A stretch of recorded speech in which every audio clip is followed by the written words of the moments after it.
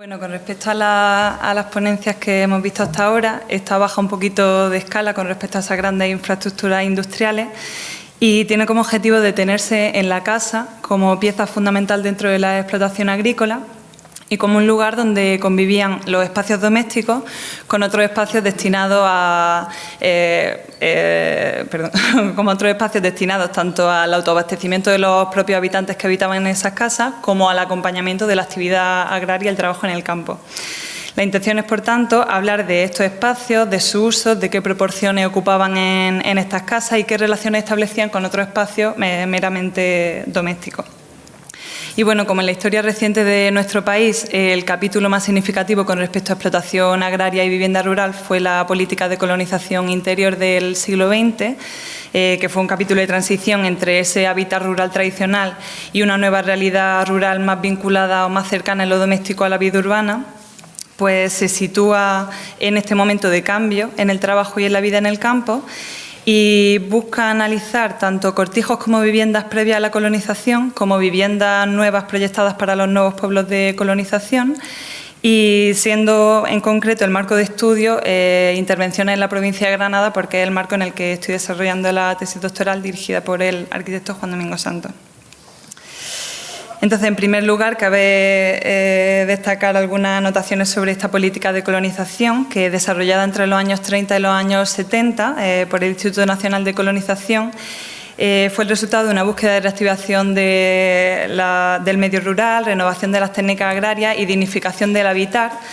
ya que era heredera de un debate ya latente desde mediados del siglo XIX debido a las precarias condiciones de vida en los campos españoles y también la deficiente explotación de muchos de esos campos españoles. Se trató de llevar a cabo una colonización integral del territorio que culminaba con la construcción de nuevos pueblos, que como elemento más acotado y reconocible fueron como el elemento más significativo y representativo de esta política, a pesar de que la transformación general fue mucho más allá de esas propuestas urbanas y arquitectónicas. Realmente se estructuró un sistema muy complejo de regeneración de terrenos potenciales que no estaban siendo suficientemente productivos, destacando la conversión de grandes áreas de secano en áreas de regadío y que fue posible gracias al apoyo en una escala, en una infraestructura hidráulica de varias escalas, desde los grandes embalses y presas hasta las pequeñas acequias de riego que llevaban el agua a los campos de cultivo. Y los arquitectos entraban en juego al final de este proceso para proyectar los pueblos en los lugares y con el tamaño que determinaban previamente los ingenieros agrónomos. El resultado fue una arquitectura vinculada a un territorio agrícola en transformación y que dio lugar a un paisaje que aún hoy se reconoce en las principales cuencas hidrográficas españolas. Pues bien, fue la construcción de esta arquitectura que se convertiría en el hogar de los nuevos colonos la que aseguraría el triunfo de esta nueva explotación rural y de esta manera la casa se convertiría en un elemento clave dentro de esta nueva política y esto puede entenderse simplemente porque como eran necesarias las personas para realizar esa explotación en el campo agrícola, pues era necesario un lugar para que estas personas habitaran. Pero la realidad es que esta arquitectura iba mucho más allá de las funciones meramente domésticas y la actividad agrícola penetraba dentro del interior de estas casas y de estos interiores domésticos. Hasta esta política de colonización, el espacio doméstico y los espacios vinculados a la explotación agraria convivían con naturalidad en los pueblos y en los cortijos, llegando a situaciones donde era difícil distinguir dónde comenzaba y terminaba la casa. Tener que atravesar una cuadra para llegar a un comedor o una escalera compartida hacia dormitorio y granero pajares o cocinas que formaban más parte de un corral, de un patio corral que del resto de la unidad de la casa, eran situaciones habituales. En algunos cortijos, sobre todo los de mayor escala y complejidad de funciones, se dio una separación más clara entre lo agrícola y lo doméstico, como en este caso del cortijo del Chaparral, en el que se detecta un gran núcleo doméstico que ocupa como un tercio de la construcción total. Y en torno a ese gran núcleo doméstico aparecen una ala destinada a cuadras y gallineros, una ala destinada a grandes bodegas y una almazara de aceite y una ala destinada a cabreriza. Las plantas superiores se destinaban para graneros y pajares y todo estaba vinculado a través de dos grandes patios que eran como el lugar de encuentro y a partir del cual se gestionaban todas las circulaciones y la utilización y el uso en este cortijo. En otros cortijos, como en el principal de la finca de Cañatalba Alta, existe igualmente una separación de funciones, pero se dan algunas situaciones singulares. Este cortijo tenía 2 entradas, una hacia un patio menor que estaba vinculado a estancias tanto de lugares de almacenamiento para el autoabastecimiento de los habitantes del cortijo como para espacios destinados a la explotación agraria, y otro patio principal más grande, cuadrado, que estaba rodeado de un perímetro que constituía el núcleo doméstico de la arquitectura. Pues bien, es en este patio donde se producen un par de situaciones singulares, como por ejemplo, bueno, los nombres no se ven, pero me vaya a creer que para llegar a los dormitorios en esta esquina había que atravesar una cuadra y que para llegar a esta cuadra había que atravesar previamente un comedor. Entonces llama la atención que una estructura aparentemente muy clara y separada entre un patio destinado exclusivamente a ese trabajo agrícola y un patio eminentemente doméstico se produzcan estas 2 excepciones, y realmente es probable que fuera fruto de una necesidad puntual y no de una situación premeditada, pero no deja de ser curioso que se asumieran con naturalidad dentro de lo cotidiano. Estas secuencias de espacios, aparentemente poco compatibles, no se daban solo en grandes estructuras de cortijos, sino también en casas de tipologías menores, como en estas del pueblo de Láchar, en las que, por destacar algunas singularidades, en esta primera aparece dibujado un pavimento empedrado que atraviesa tangencial la cocina desde la entrada directamente hacia el corral. En esta tercera, la transición entre la cocina y el patio corral se produce directamente a través del dormitorio. En esta cuarta, directamente, el dormitorio y la cocina no forman parte de la misma unidad, sino que son 2 construcciones independientes separadas por el patio.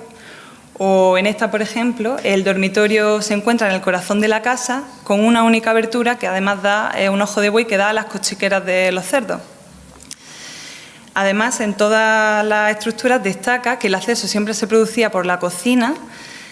de manera que personas, animales, aperos y granos y demás, todo accedía por una misma puerta y atravesaba este espacio mixto en el que además se desarrollaban la mayor parte de las actividades de vida familiar, ¿no? Y además siempre vinculada a ese elemento que aparece aquí dibujado en rojo, que era la chimenea como el hogar, el corazón de la casa.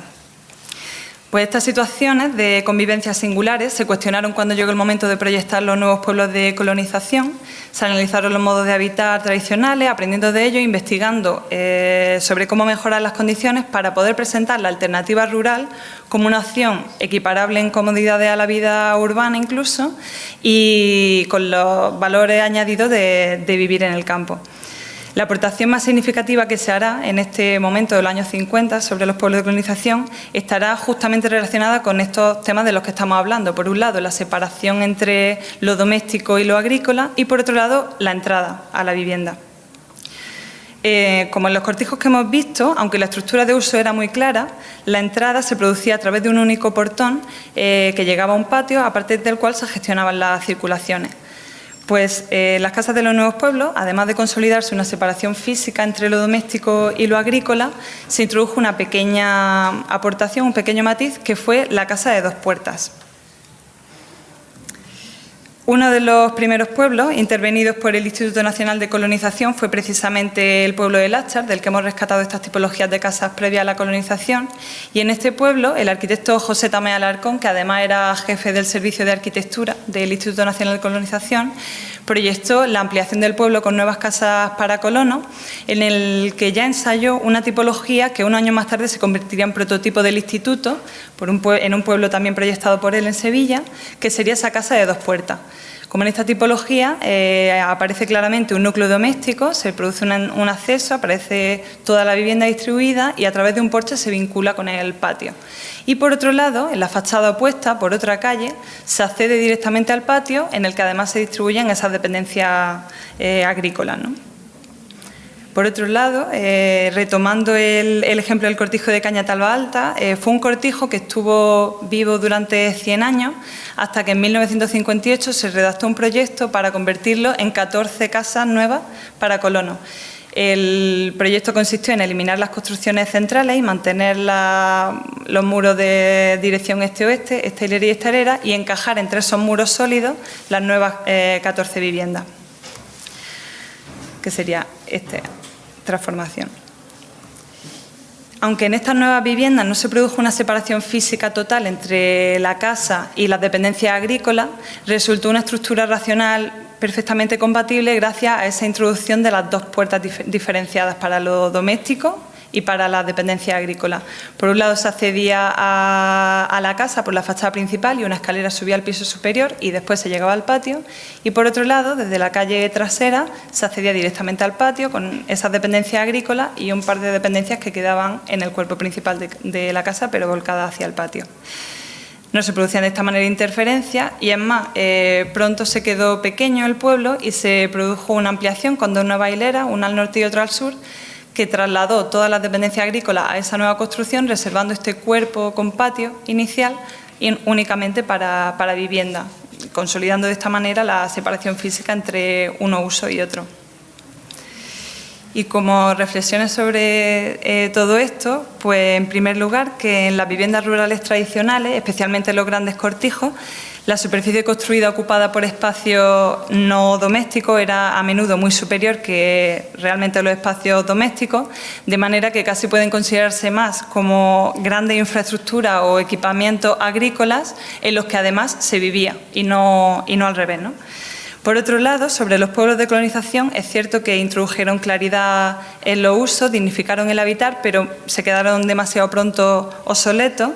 ya que los cambios en los modos de vida y en los procesos agrícolas pusieron en crisis su estructura. Por un lado, la mecanización y la tecnificación del campo y la gestión a través de las cooperativas liberó a las casas del espacio que necesitaban para animales de trabajo, para almacenamiento de grano, para cuartos de apero. Y por otro lado, el desarrollo de la industria agroalimentaria como la conocemos hoy también sustituyó la necesidad de disponer de animales de consumo, de grandes almacenes, de despensas, etcétera. De manera